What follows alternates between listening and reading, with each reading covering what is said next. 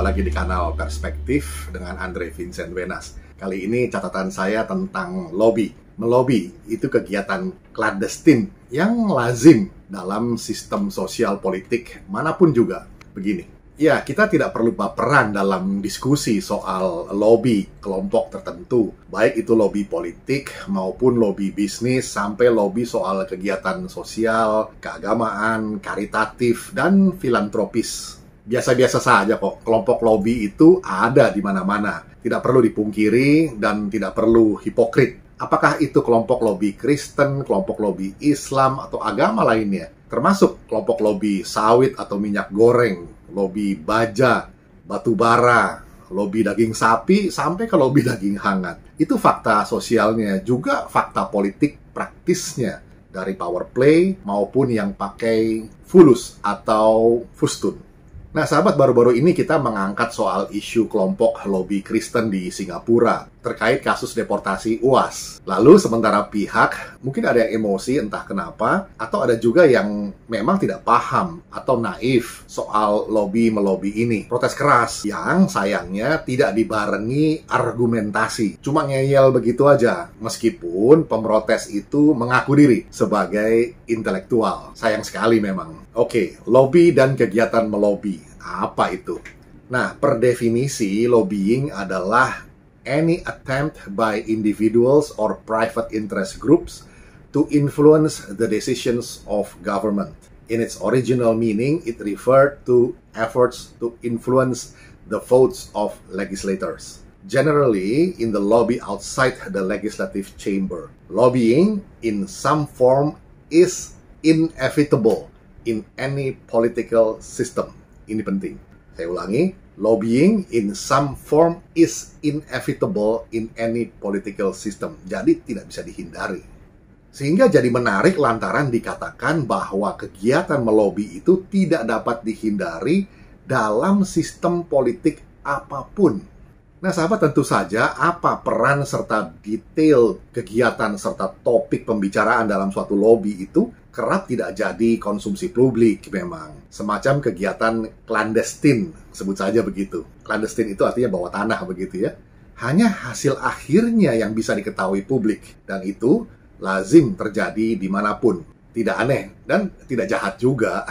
Dalam sistem manajemen Jepang dikenal istilah nemawashi, suatu proses informal, tidak resmi, untuk meletakkan dasar bagi rencana perubahan atau suatu usulan proyek. Caranya dengan pendekatan, yaitu bicara-bicara kepada pihak-pihak yang relevan, demi meraih dukungan atau minta feedback atau umpan balik.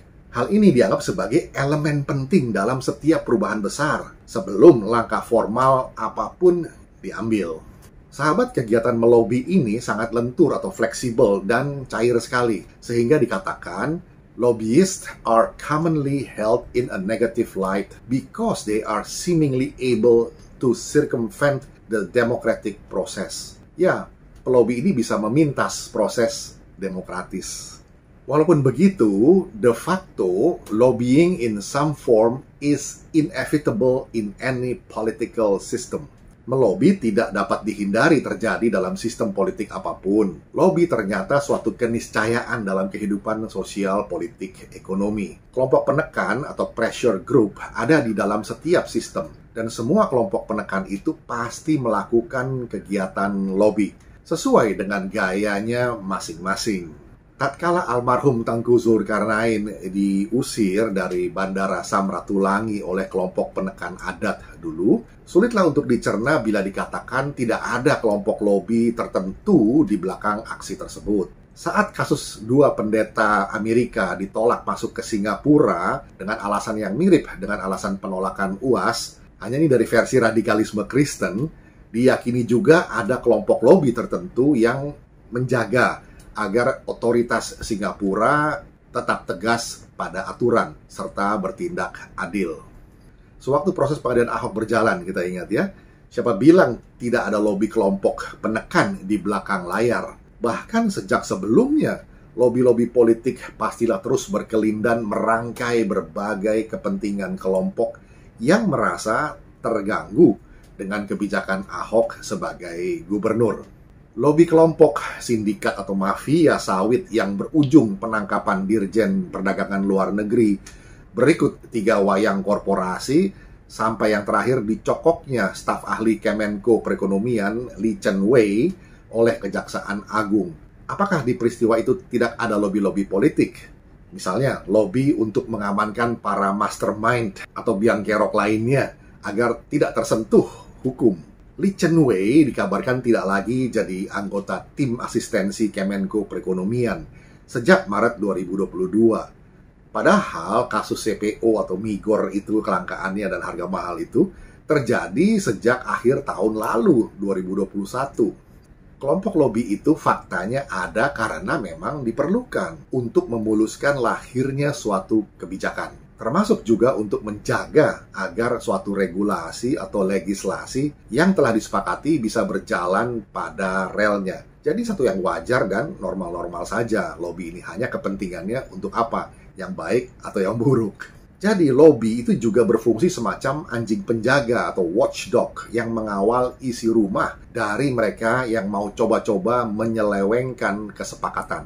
Kelompok lobi ini juga jadi semacam interface atau penghubung antara otoritas dengan kekuatan lain di jalanan. Kalau coba macam-macam, tahu sendiri akibatnya. Bisa-bisa gerakan parlemen jalanan pun direkayasa untuk diadakan. Bukankah ada mahasewa yang tarif rentalnya bisa dinegosiasikan sesuai skala demonya? Karena kelompok lobi ini memang ada dan terjadi di depan mata kita, lalu kenapa malu dan merasa tabu untuk membicarakannya dalam suatu wacana terbuka? Sampai ada yang bilang takut dipakai jadi alat untuk adu domba segala. Lalu apakah kita semua ini dikiranya domba bodoh yang bisa diadu-adu? Atau apakah justru lantaran dirinya sendiri yang takut kalau idola atau berhalanya itu roboh? Atau khawatir fantasi kebenarannya malah terbongkar? Sahabat, memang confront the brutal facts itu adalah untuk mereka yang berani serta cerdas. Hanya bagi intelektual sejati, Sokratian yang siap mereguk dari piala walau risikonya maksimum. Only for the brave. Bukan untuk mereka yang pura-pura mengaku dengan embel-embel intelektual. Kata penutup, Amicus Plato, sed magis amica veritas. Memang Plato itu sahabat, tetapi kebenaran adalah sahabat yang lebih baik. Nah, khusus dalam hal ini tidak ada lobi-lobi. Maaf. Demikian catatan singkat dan ringan. Jadi bisa menjadi perspektif. Kita jumpa lagi di session berikutnya. Terima kasih.